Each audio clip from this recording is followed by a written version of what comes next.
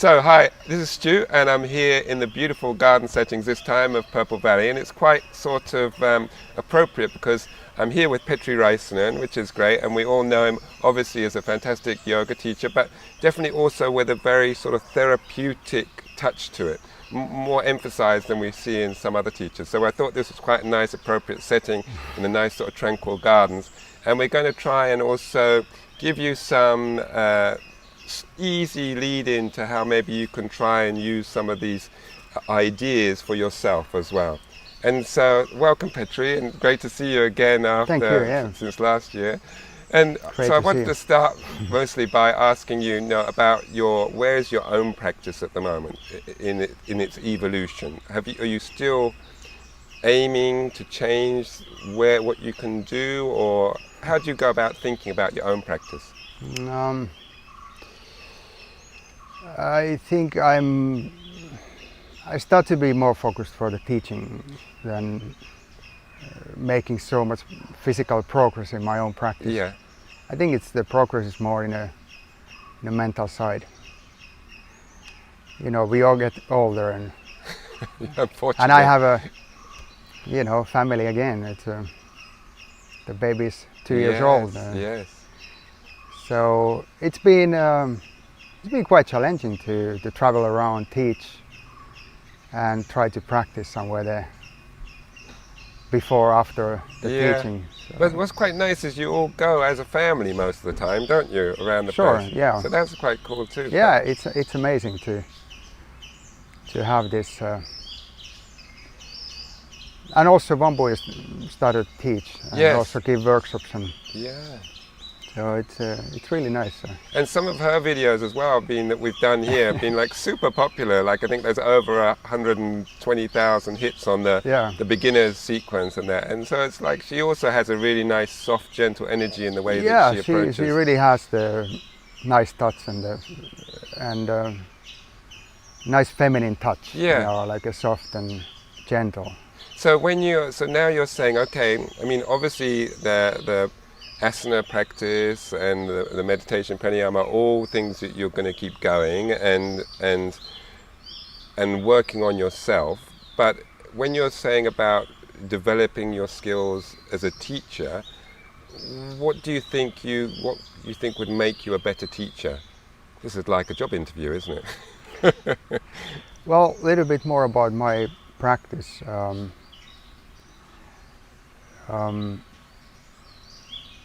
I've been mostly doing second series. Yeah.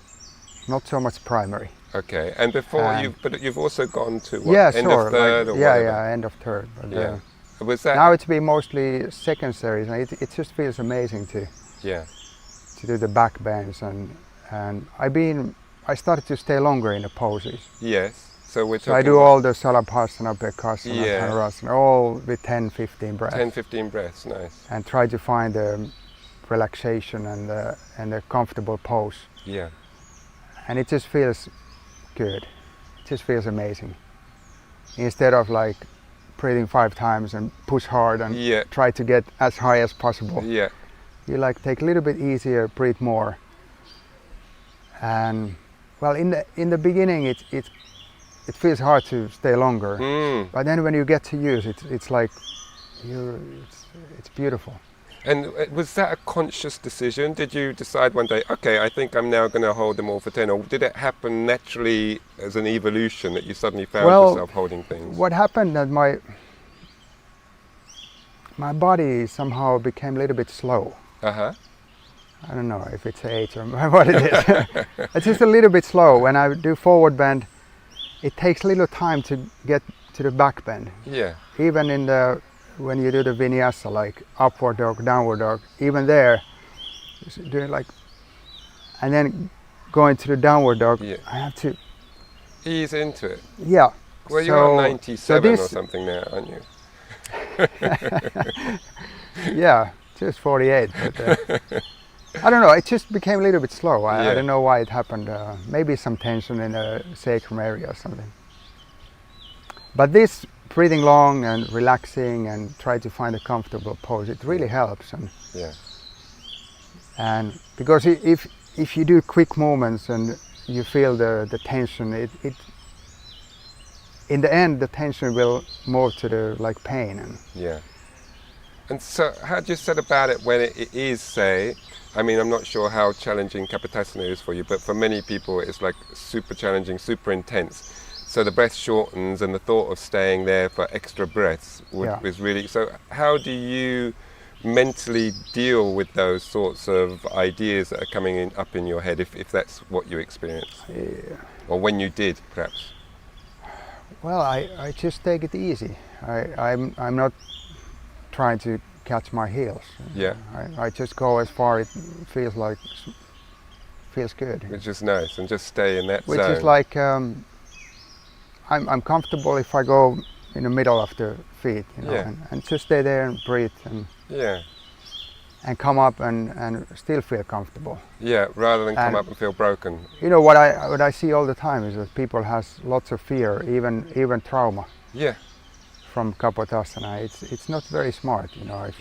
If you practice yoga, you should kind of open body and mind, and then you get traumas and so much fear that, you know, some people cry.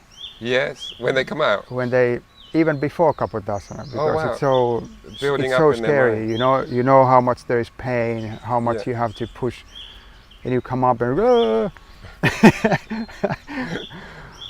and it doesn't feel like it gets better.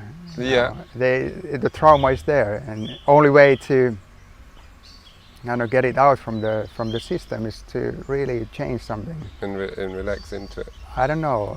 There is different ways to teach. Some people like to push. Some people like to take it more gentle. I think what happened to me is like from the 90s when we pushed very hard. Yes. It really became very, very gentle. And so, but that is quite good because it gave you an insight into what many people are experiencing, and maybe these other roots grew out of that. Sure. You know, when you give gentle adjustment, you feel the body much more. Yeah. You use I mostly use my hands, so the hands are very sensitive. Yeah. If you use your elbow or knee, you know, there's no nerves. Yeah. But here you feel everything, and you feel the muscles, you feel where is the tension. You can always do some nice things. Yeah. And one of the students here that was seeing me was also, we were talking about this, the adjustments and things, and they said, it's not that necessarily the adjustment is always very gentle as far as the depth of the posture, shall we say, but they felt that your hands on them were feeling everything, like you said, and very aware, and it was the right amount of depth for them, rather than okay, well, we're going to take you to the floor, or we're going to take you whatever. So that is also being picked up by the students, of course, and that also helps them relax, doesn't it, and be able to breathe and know they're safe with what you're adjusting. So I think some teachers think about what is the kind of the first state of the pose. Like, okay, now the head has to be there and the body has to be. I don't think like this. I just think like, okay, this body and this mind and this person, and then we just go as far as it goes with that person.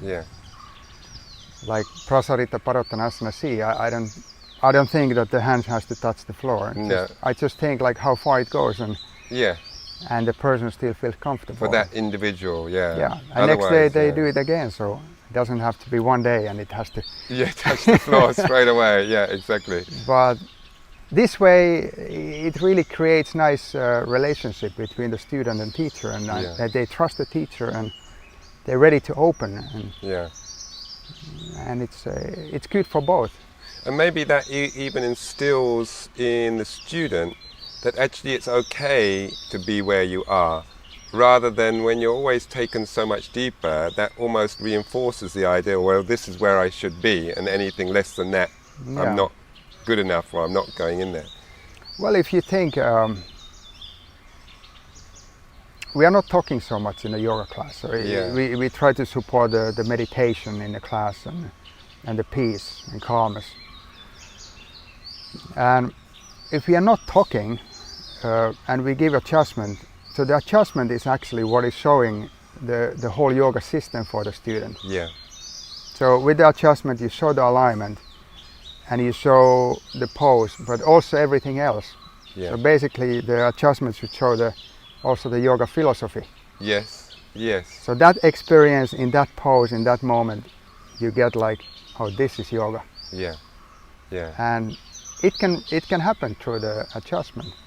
And You know, the gentleness, the caring, all the touch, everything is there. yeah, it sort of instills that idea that they should be also compassionate to themselves, you know, because some people do beat themselves up a little bit, don't they, on the mat, and so yeah. And we try to give quite lots of responsibility for the student. Yes. So it's not like we tell everything what to do and like run around like saying like this is wrong and this is right. Yeah. But we look, okay, this person is doing a little bit wrong, but you let them explore. Let them explore maybe a few days and then slowly go there and like, okay, let's do it this way. Adjust a little bit, yeah. So the person can also do their own way. The person can also be wrong in a pose. It doesn't have to be like so strict and everything has to be exactly right. Exactly. And so when you're come across students that are very ego-driven, very strong in all the postures, how do you sort of coax them out of that? Because of course if it's a straight-on confrontation, which I imagine is not your style anyway, then those sort of people just dig their heels in and they're not going to change. So they need to sort of be shown that there's a different way. Yeah, there is. Every time there is a workshop, there's people come from different places and different teachers and different styles. And many times they do something else.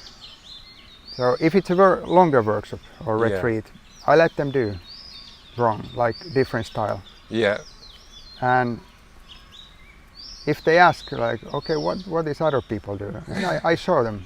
If they don't ask, sometimes I'm not even showing. Okay, you just let them. I just let them to do their thing. They came to Ashtanga retreat to practice with this teacher, but if they're not interested about Ashtanga yoga and what I'm saying,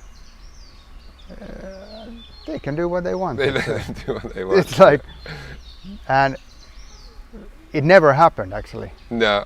It just happened for a few days that they do something, and then they're like, I want to learn this. Yeah. So you break the ego that way, that it comes from them. Rather it doesn't come like you like, you know, if you don't do this, you out. Yeah, yeah. Or like, I'm the teacher here. Yeah, yes. That kind of attitude. I'm like, it's up to you. If you want to practice Ashtanga, you practice, and if you don't, then you can come here. The main thing is that people come to the shala and practice. Yeah, and then there's a potential I don't care for change, so much if it's like strictly Ashtanga yoga. Is it like partly Sivananda or something? But it never happened. Every time they wanted to learn. Yeah. And you see the person comes with the ego, you're like, I don't want to fight with this person. No. But some of that comes from, obviously, from you as well, as being seen and absorbed as very open and available and not confrontational yourself. So therefore the person, I think, maybe feels secure in the fact they can explore these options with you. Yeah, they feel like, okay, this is safe. Yeah. I can safely let it go. Yeah. And do something else. Yeah. And in the welcome meeting this time, I remember you saying that, you know, very much emphasis on the therapy and not so much on the asana. Can you, obviously we also view the asana themselves as potentially therapeutic, which of course they are, but only done in a sort of way that helps the body. Can you expand on that a little bit for us? What was in your mind when you said that? Yeah, like I said, the main thing is that people come to the shala and practice. That's yoga. So the main thing is not that like people do second or third series and do so many asanas. The important is that the person experience yoga, they feel comfortable, they want to continue after the workshop. They feel like this was a great experience, I really want to do yoga, I want to read yoga philosophy. I want to go maybe to the temple. I really love it. Energized. Yeah, energized and like feel like, okay, this was for me.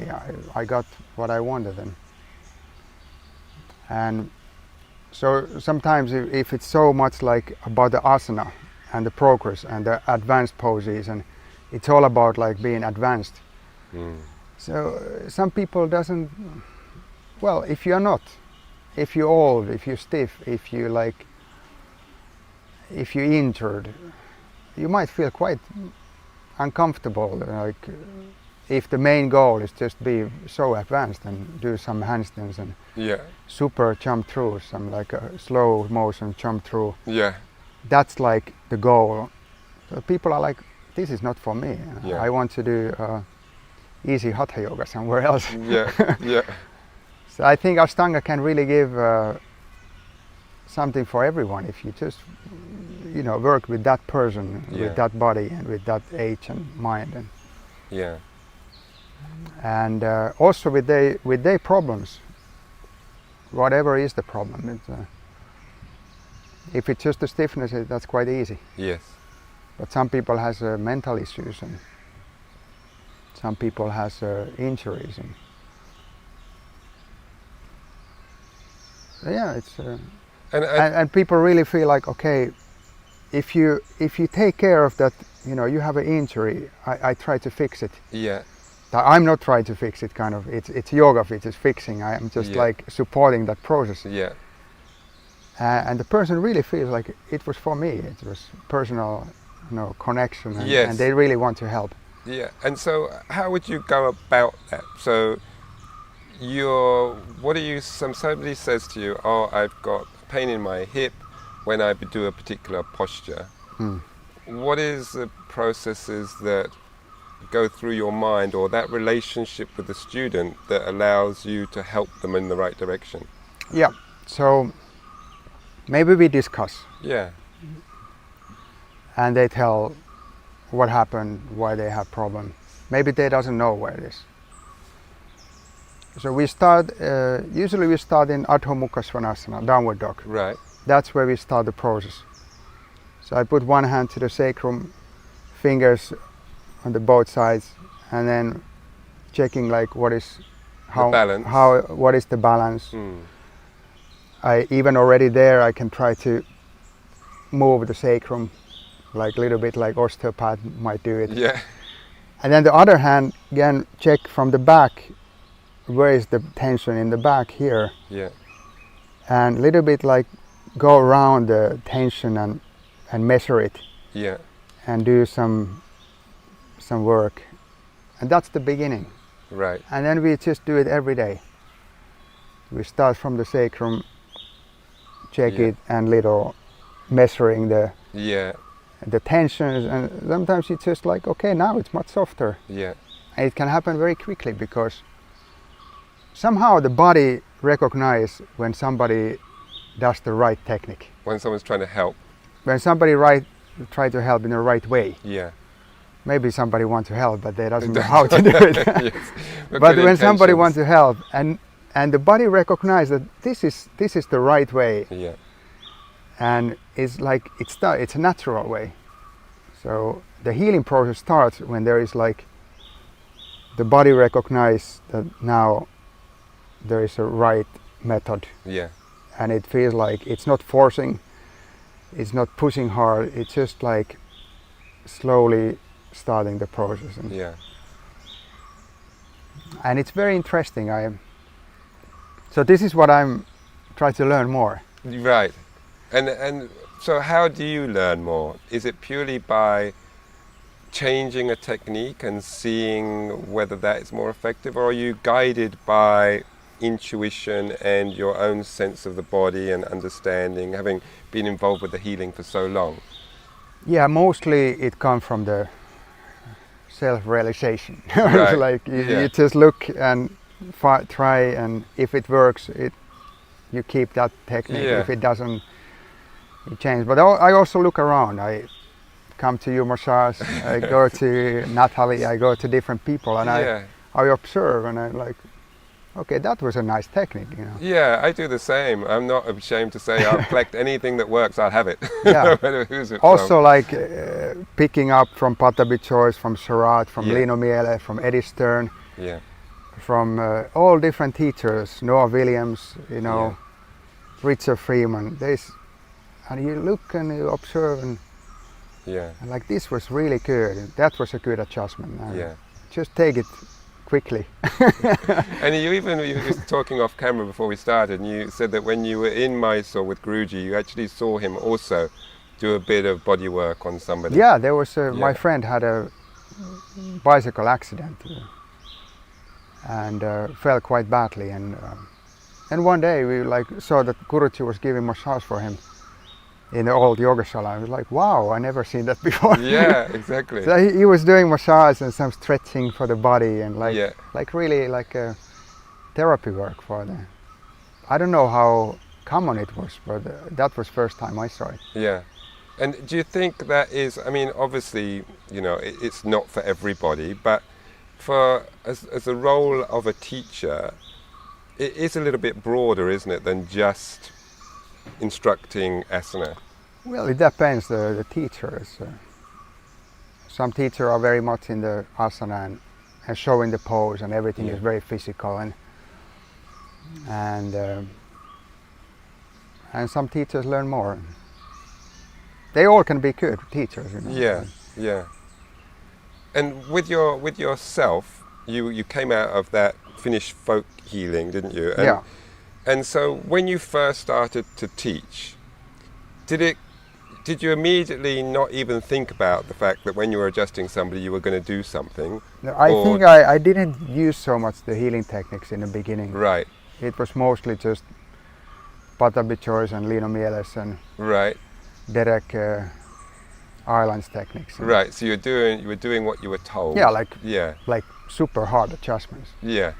And so then what instigated the change? What sort of happened in your own mind that led to the way you are now? I think almost everyone started to change in the end of the 90s. Right. And also Patabi Choice had a huge shift from the like super tough adjustments to Yeah. much lighter and softer. And I think that it started to happen that time, like 99, 2000, 2001. Slowly getting more gentle and Yeah, start to listen more. yeah, I'm sure I used some techniques before, but they were more like a tough, yeah. strong techniques. So what do you do for yourself when you're practicing? Because people often ask me that too. Okay, who do you go to when something's not right? Or so what do you do for your own body when you're sensing something? I try not to go anywhere. Yeah, I try to find a solution in yourself, through the yoga. through the practice. Yeah. So what does that involve? It's maybe a slow process, but it's very beneficial also for your own teaching, because Yeah. like breathing more times in the In the asana? in the asana Yeah. and try to find a comfortable pose and relax the body and not pushing so hard.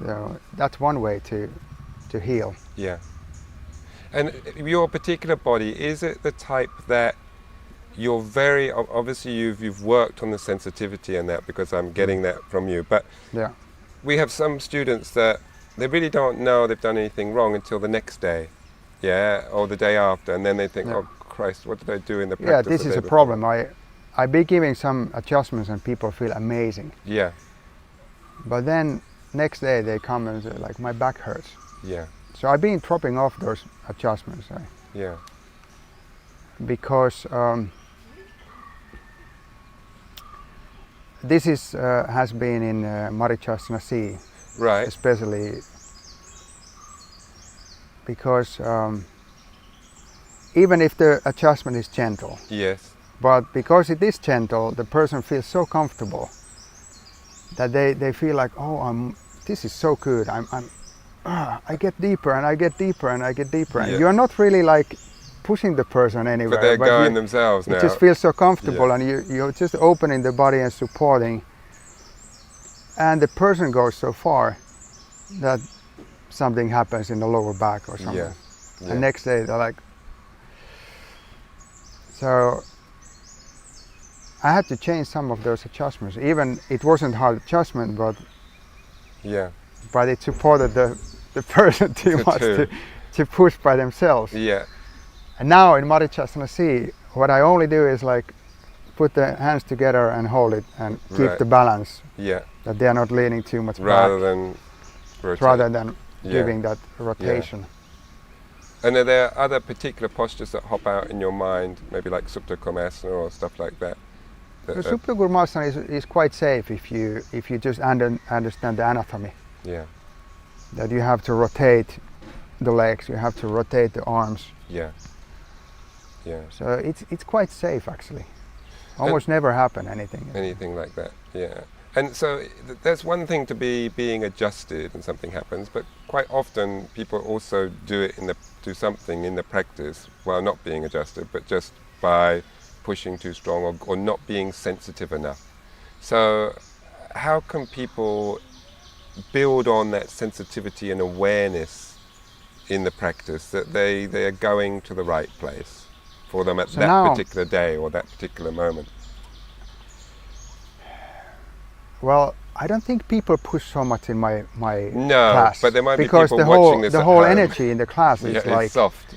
Soft because I'm not focusing for the advanced people. No. I'm not like now you did and now you get the next pose and now you get. Yeah. So people get the idea that you have to be advanced and do the next pose, that you get attention from the teacher.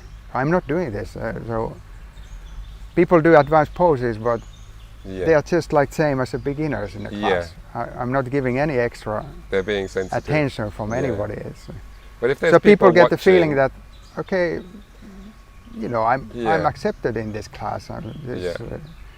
I can be myself. And so there's very little of this, like injuries and in the shala. Mm. But of course there is sometimes, but I think there is. I don't see it so much. Not so much. But if people are watching at home and recognize these traits in themselves, they might practice with a particular teacher, but that's not important. But they might have a self-practice at home. Yep. But they're noticing that they are maybe being a little bit tough on themselves. How can they work on that sensitivity? What would you say is the first steps?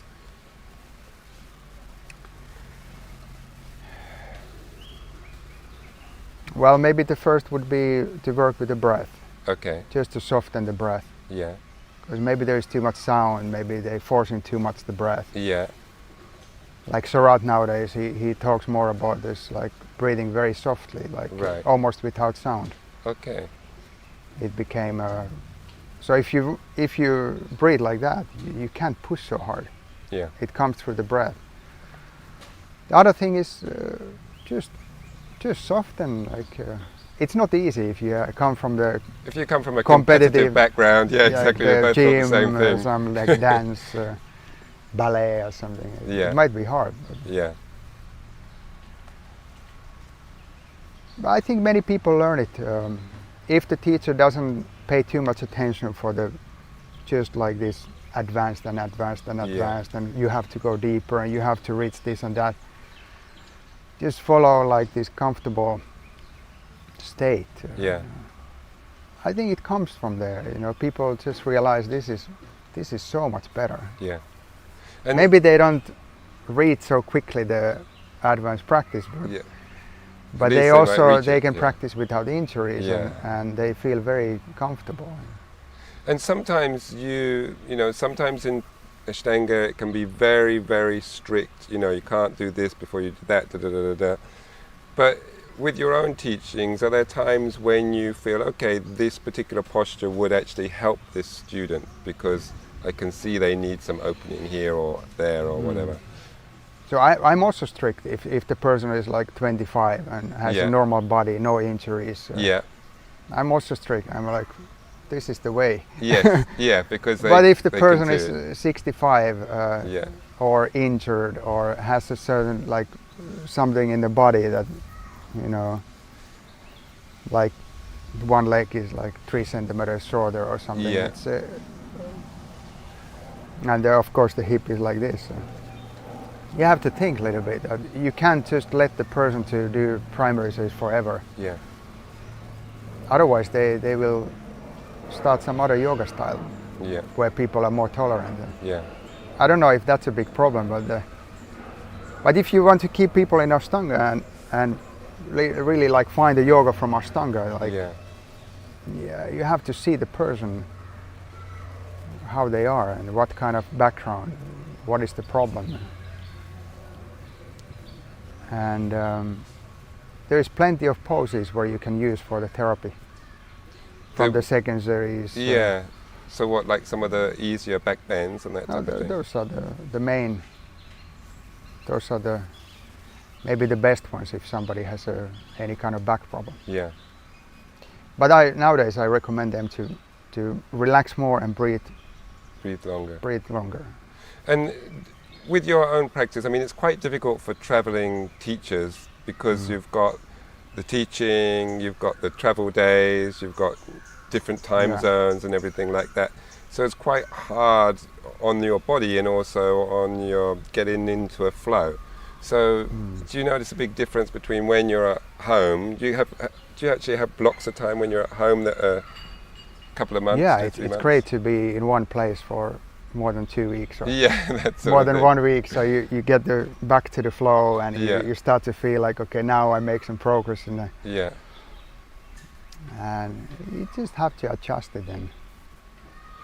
And do you feel that sometimes do you have ups and downs daily? If we took a space of a week, when you arrive on the mat, do you feel some days, oh, my body feels so stiff and so I'm going to, or do you arrive on the mat with a purpose of what you're going to do that day, or does it all sort of evolve from your first experiences of the A's and B's? Well, I focus for the meditation, right, and I just do how the body feels. Like, of course, I try to do like how is the system, but sometimes it just doesn't feel right. Or I do much softer. But the meditation is the main thing. The main thing. So when you start the practice, you don't think like how flexible I am, how stiff I am. You just think like, calm down the mind, breathe deeply, find the kind of the comfortable pose. And sometimes the pose goes deeper, sometimes it doesn't, and that's the difference. But the mind state is almost the same, you know, if the body is more stiff or flexible, or if you're tired or not tired, it's the mind state is almost the same. And are you thinking of, because I'm thinking, oh Christ, my body is stiff today. So if it's sure, days, that's the same, so same experience. Same. You feel like, okay, today the body is not wanting to do the asana so much, but you can still do it. But and as far as that meditative state goes, are you thinking of anything in particular, or trying not to think about something, or how is it manifesting in yourself? So obviously you're thinking of the breath, or not? Yeah, the breath. But there is a certain like state of mind which comes through the breath, which comes from the experience. It's like a meditative state of the mind. And then I try to follow that state, you know.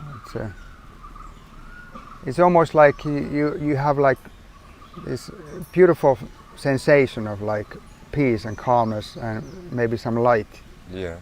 And then you just keep it there and follow that sensation and just follow it all the time. Nice. And there was Patabi Choice once say that we should follow that kind of state of energy, which leads in the end to the spirituality and some kind of deeper realization. Yeah. And I think I tried to do something like that. Along those lines. Yeah. I don't know how deep I am in this, but but it just feels very, very good to follow that state instead of thinking so much about the body. Yeah, and striving Yeah, to do this. because then that, and the other. then I can do yoga with the stiff body, with the flexible body, with all different kind of sensations in the body, and I can. It still feels very, very good. Yeah. And I know some of the afternoon sessions you do here are based around sort of healing, Yeah. that sort of thing. So what does that involve, and can you sort of give us a taster of stuff that people could try at home, that simple techniques? Yes, sure. So a little bit about this. Sometimes we are much more sensitive what we think, and people are all connected in the, maybe it's hard to say like with the words what is the level, but in some level of mind or energy or information, there is a connection between everyone. And Patanjali talks a little bit about this in the 3rd chapter in Yoga Sutras. How to focus the mind and how to sense different things when you focus the mind to the object and when you keep it there. And the communication, how it starts to happen between this like seer and the object. Yeah. And what kind of information they start to move and how it happens. But people, they maybe read 3rd chapter, but they don't think that I can do this. Right. There's like, okay, this feels like this is some magician work. And totally alien And this, to them. yeah, and like how this is possible, like make something lighter or heavier or something. But it's not so difficult. Of course, to do it like in some very, very advanced level, it might be hard work, but in a very primary level, anybody can do it. So I'm teaching people to sense and have the connection with the object and get the information from that object. Yeah. And we use the other person in this, but it could be the tree, it could be plant, it could be dog, it could be anything. If they'll sit still long enough. Yeah, it's an object, and your focus, the mind focus, and just keep your mind there, and definitely the information starts to flow. Right. So I've been teaching people to listen and understand the information and observe it. And it's very, very simple. It's so simple that people sometimes ask like, can it really be this simple? Yeah. Like I'm sensing, I'm not coming from the healer family. I don't have any skills. No. I'm a normal person from this town. Yeah. And you know, I thought I'm not very sensitive person. And when we do these techniques, they can sense something, and they're very surprised. Yeah. That me who's not nothing, Yeah. I can sense like amazing things. Yeah. And so everyone can sense things what they never believed. And so And it's not about like angels and spirits and gods. It's a very kind of clear connection. so more on an energy level. Yeah, the energy level, yes, maybe it's energy level. It's some kind of information which flows Yeah. to your system, and it goes to your mind and the brain, and you get the information. You know, because you cannot see the information, No, so exactly. it's really hard to explain, because the information just flows like electricity, maybe. You but cannot see you can call somebody, but you don't see how it happens. where the voice moves. Yeah. And what It just comes to your brain. You know. what sort of form does this information take? That you know that you're receiving some information. Yeah, as it against comes if to your not. body. It comes to your body level. Yeah. So you feel it in your body.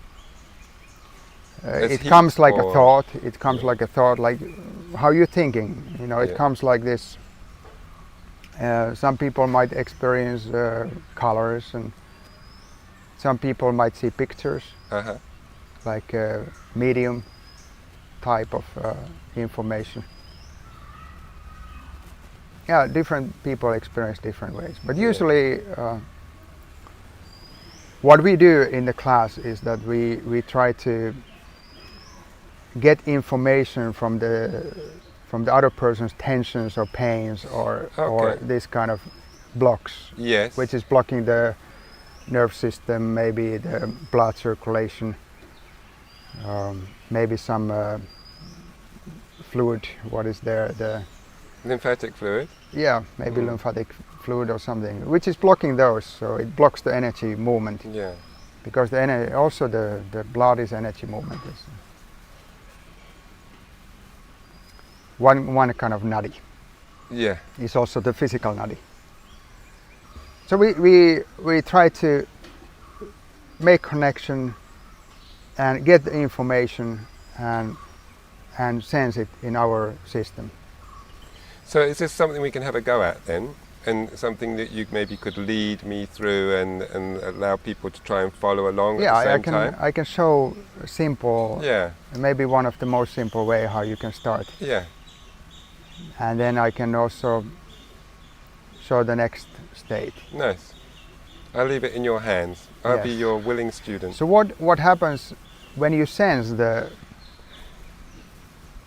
other person and the tensions, maybe pains, maybe even emotional problems? In the end, when you finish the observation or reading, maybe we call it reading, you have to get rid of that information, Right. because you cannot leave it to your system. Yeah. You don't want to leave other person's problems to your body No, thanks or very your much. mind. Yeah. So in the end, you have to let it go. Yeah. If you don't let it go, you might have next day the same pain. And this is why the person who does this technique has to be balanced, Right. not having too many issues. That's the person receiving the information. Yeah, the Right. healer Yeah. person. Yeah. Yeah. So if somebody has mental, what is the Instability. instability or some kind of maybe that's the That's a polite way of putting it, isn't it? you know, it's not good even maybe to try, Yeah. because you might get too excited. And, Yeah. So if you're highly stressed or suffering highly from trauma exactly, or that exactly. sort of stuff. Okay. it's better just to let it be like that and not trying. Yeah. And can you Because use the same technique on yourself? Yeah, you can use it on yourself. Right. So from this, what Patanjali talks in the Yoga Sutras, like making something lighter or heavier, those are also very practical techniques you can use even if you carry something heavy. You can just with your mind have a thought like now this is lighter, and it really becomes lighter. It's not so difficult. I do all the time, and I give adjustment, especially the back bend adjustment. There is some Yeah. people very heavy. Yeah. So I'm not using like all my strength. I imagine the person lighter, and I can even imagine the person softer and more flexible. And this way, when I do adjustment, even the person after the adjustment, they are like, "Wow, this was like amazingly easy." Yeah. And I haven't say anything for the person. Can you bottle that? And we could sell it here at Purple Valley. No, everybody can do it, and it's very, very simple. You just think and have like a, I would say, strong strong thought And focus. and focus. So, yeah, and okay. and you just keep it like softer, lighter, and kind of like more flexible even. Yeah. So Then if when you the were in your person own does it- back bend or something, you could Yeah, think you can along do the same thing. You know, I think resistance, many isn't athletics nowadays do those techniques. maybe they call it visualization. Yeah, they what call it techniques or that visualization, sort of but thing. it's the same technique. It's, Yeah. just visualize the person to be something else. It's very, very simple. Just don't turn me into a toad or something as we're in the jungle here. It's like I've got to go home at the end. Yeah, of course the very advanced healers, they can do techniques what we cannot do, Yeah. because they've been really practicing hard, and maybe they are especially sensitive Yeah. people. But what we do now, anybody can do. Okay. So how do you need me? Just make sure that don't do it if you are feeling Stressed. or not very stable. I think I'm stable. I'm quite calm You and can tranquil. you can be anything. It's me. I have to be. Oh yes. Okay.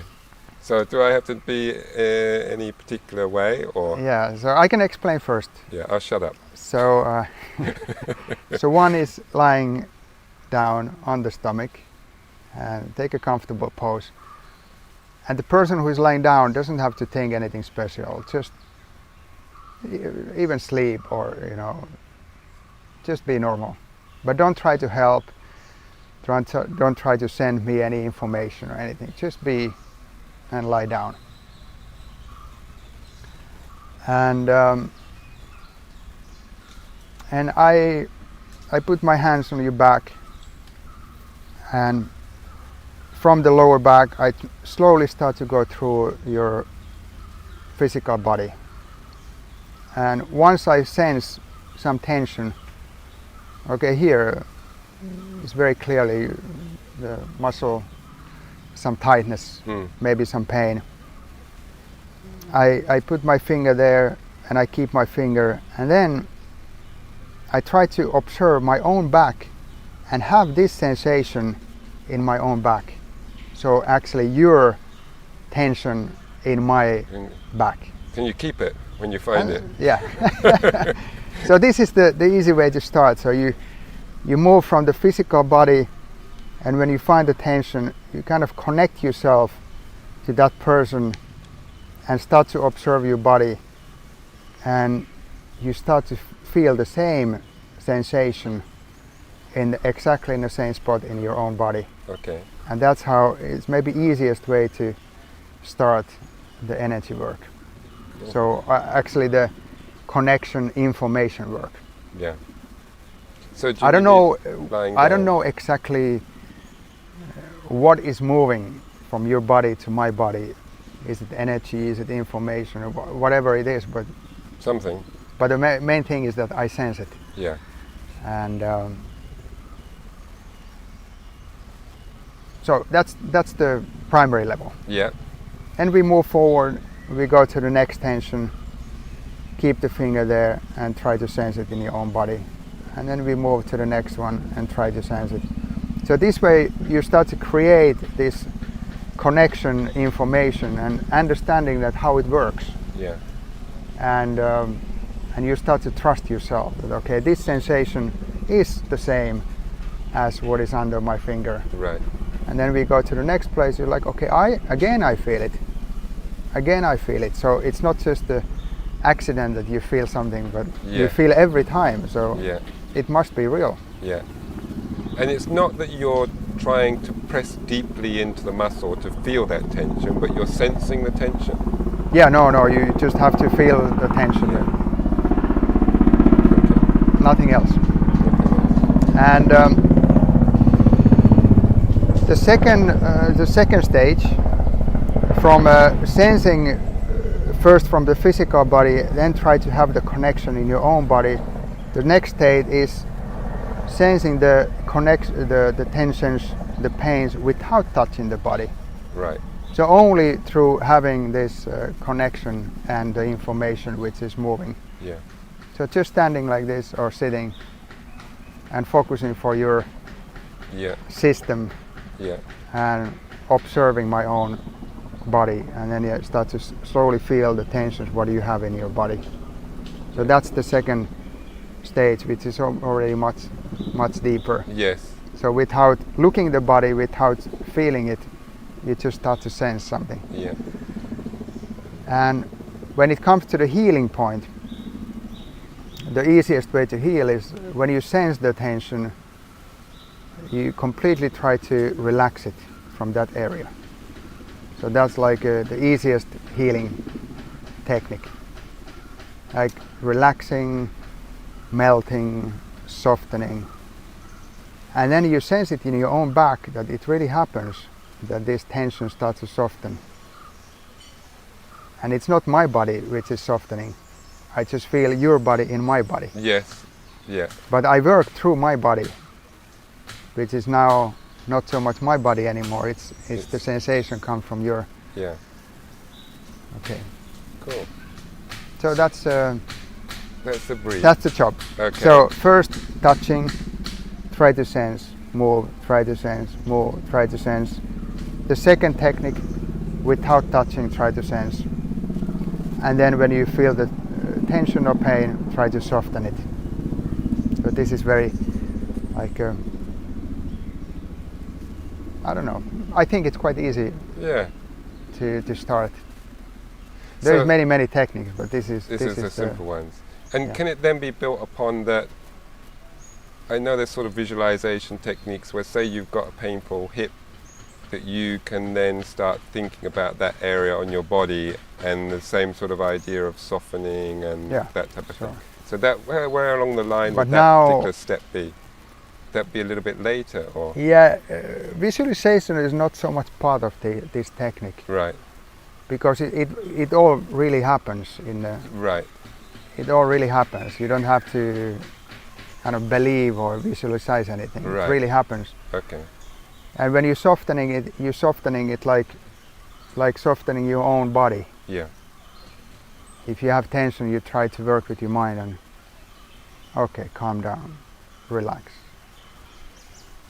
So this is the way. yeah, The visualization, yeah, you could maybe use a little bit of this, the same as in a back bend. yeah. Or But even, it's really happening in the physical level. yeah, or even sending energy, they talk about sometimes, to that particular area. So you're not necessarily visualizing, but a little bit Sending like you the were saying. energy works when there is emptiness in the body. Right, So they can be stress in the body. They can be like this kind of like tension where the energy gets stuck yeah, and it's not moving. It's like India they call tamas. It's Right. something dark and it's not moving. They can be also like a spot in the body where is pain, but there is a lack of energy. right, So there is like empty spot. yeah, And for that, if there is emptiness, you can send energy from the outside, in. outside or even from the body. yeah, So if there is a knee pain on the right knee, and you feel like there is no energy, so you can move the energy from the left knee to the right knee, and then try to balance it. balance things out. And this all really happens. It's nothing to believe. It just really happens when you use the mind and move the energy from here to here. Yeah. It really moves. And do you sense areas of, not by physical touch, but the perception of hot and cold areas or that sort of thing? Yeah, some people feel more hot and cold. Yeah. Or color-wise, or Yeah, something. it can also. Yeah. Well, Yeah. I'm not sensing so much colors. But Yeah. it's more light or darkness. Right, light or dark. Yeah. Yeah. Yeah. Some people see all different colors. Cool. So how do you need me then? Are we going to experiment on me? Yeah. Yeah. Do you want to come I here? can come or- over here. Okay, here we are. Stu is there in a nice position, and we start from the lower back with my hands here, and I start to do this little massage and I try to sense where is the tension in the body from the physical body. So it's not so difficult. And when you do both sides at the same time, it's quite easy to feel like, okay, one side is softer and one side is harder. Like here, left side is softer, right side is harder. So already here, there's a little bit tension, so I can leave my finger here and start to observe my own body.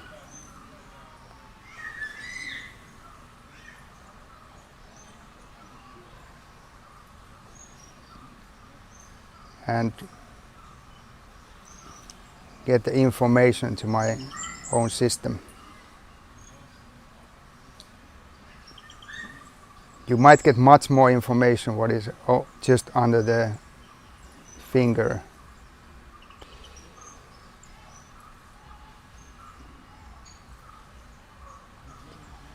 Okay. So now, after this, we move forward.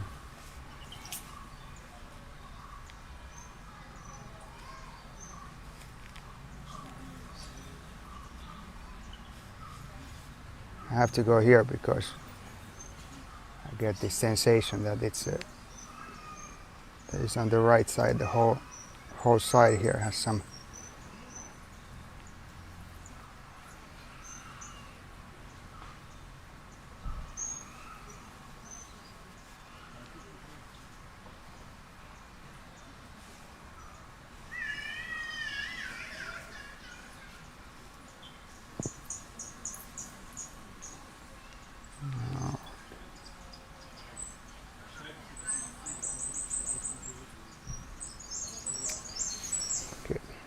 So we continue moving slowly up.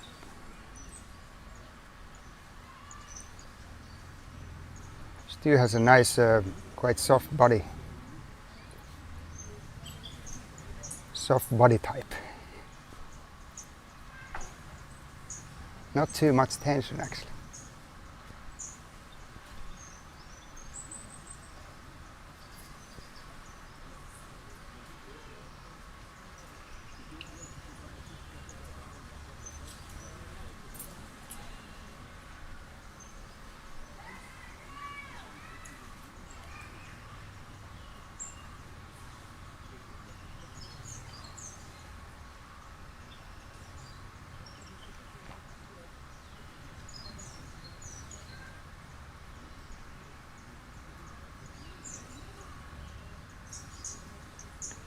So every time you have any sensation of the stiffness, tension, pain or something, stay there and try to get the connection and sense it in your own back. Like this. And after, you can move forward.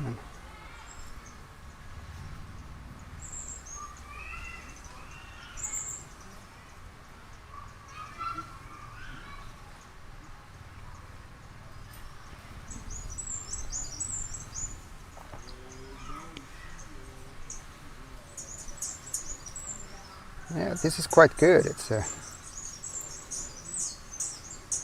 not too much.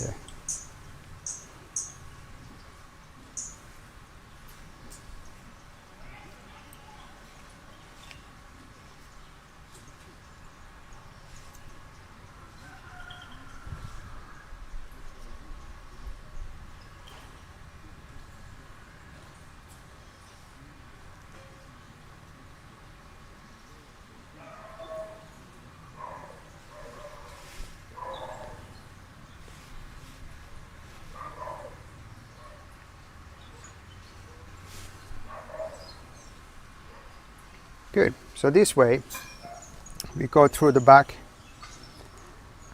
try to find the tension from the physical body, stay there and observe your own back, try to get the sensation to your own back.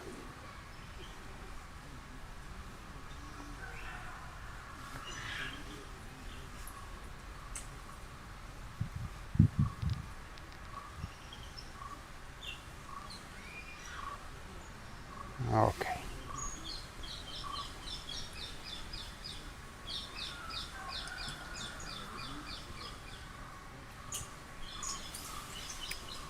Good. So this was the first technique. The second one, we do it without touching the physical body. Now actually it would be better to change the person, so because now we already did from the physical body. So the next work we do the same. Now I could stand up, but I can also be here. I go a little bit further.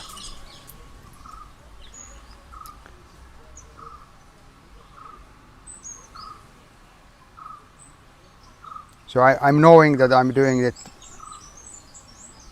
for Stu, so I don't have to think like doing it for this. I know that I do it for him. So the connection is there, and I start to observe my own back.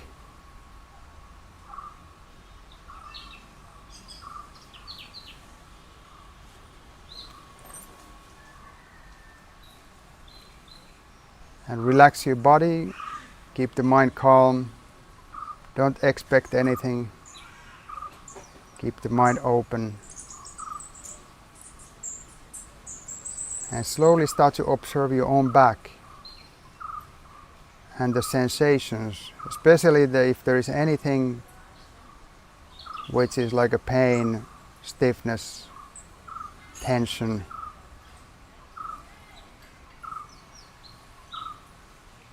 And the sensation is a little bit like a numbness or lack of blood circulation or something hard in the muscle.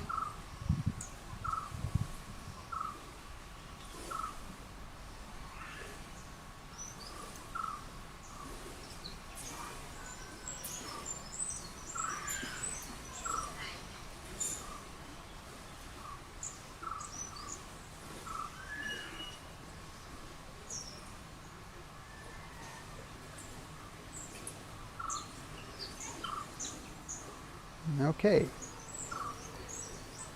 So now I kind of, what we can call reading. I was observing my own back and try to sense if there is tension or pain. And now it's a different level, because in the beginning I went there with the physical, with my fingers. Now there is no fingers, so the sensation is kind of deeper sensation. And when I touched the physical body, I could feel that there was the right side.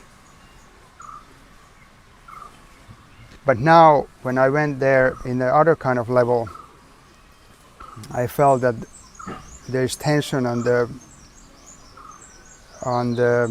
shoulder blades and shoulders on the both sides. Maybe from the work what Stu is doing. So all this area here is tense, but maybe there is no pain, it just feels tension, some stiffness here.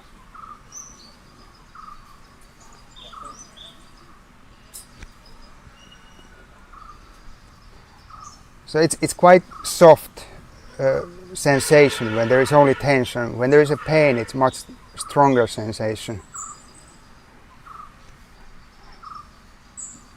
Okay, so this area. And now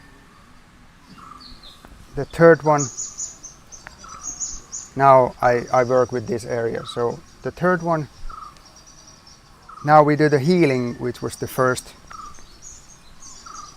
The easiest way to do the healing is the relaxation, softening or melting the tension or pain.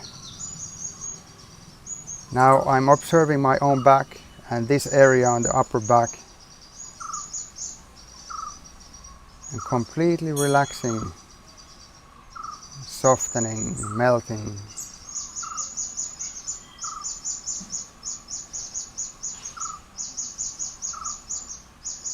And I do it in my own body.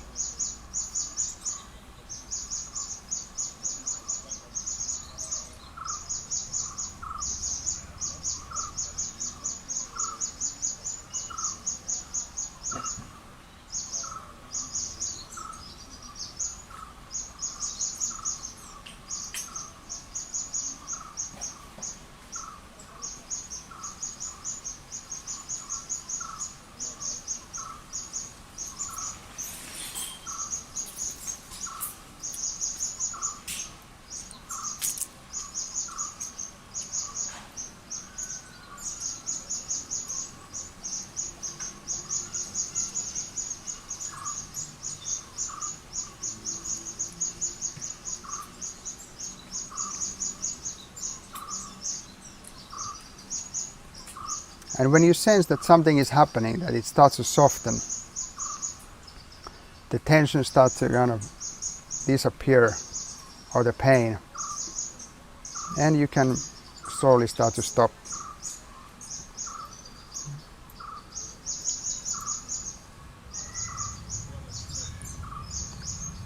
There's still tension, but this is the first treatment, so it's okay to just a little bit start the process of the softening. And next time when we do it, we continue and get it deeper. Now there's a nice warm sensation on the upper back. Almost like somebody put some cream, warming cream on the back. That's how I sense it.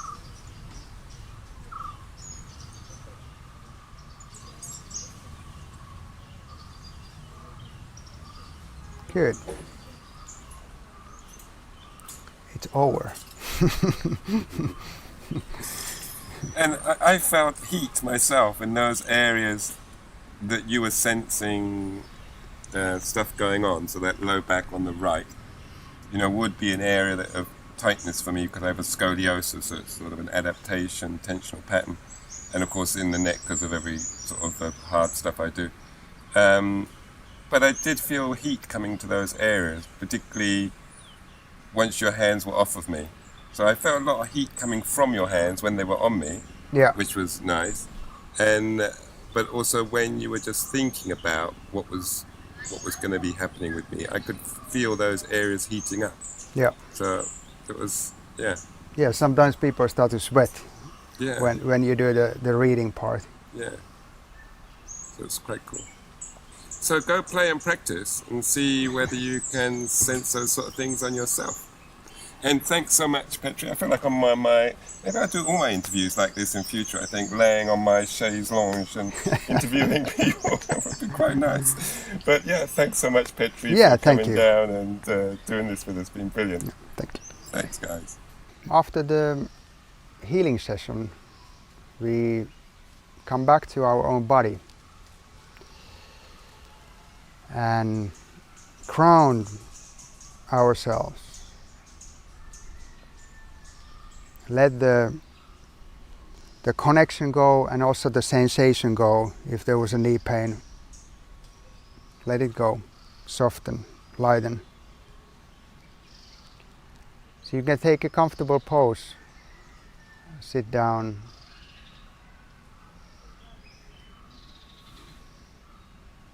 and first start to think about your own physical body, the muscles, the sitting position, the connection to the crown.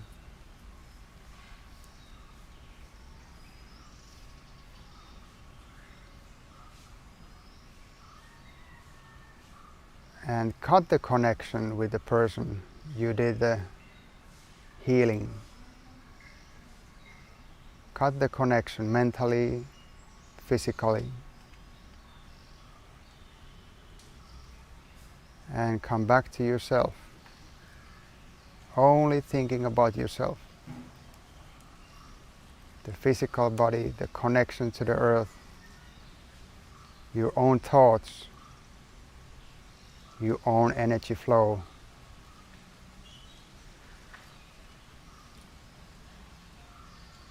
Let the tensions go.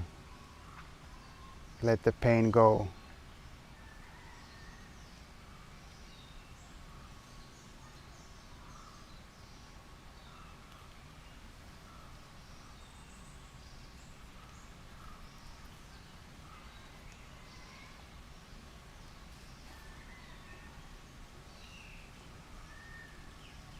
And when you feel that you are back to yourself, feeling strong, and it's done.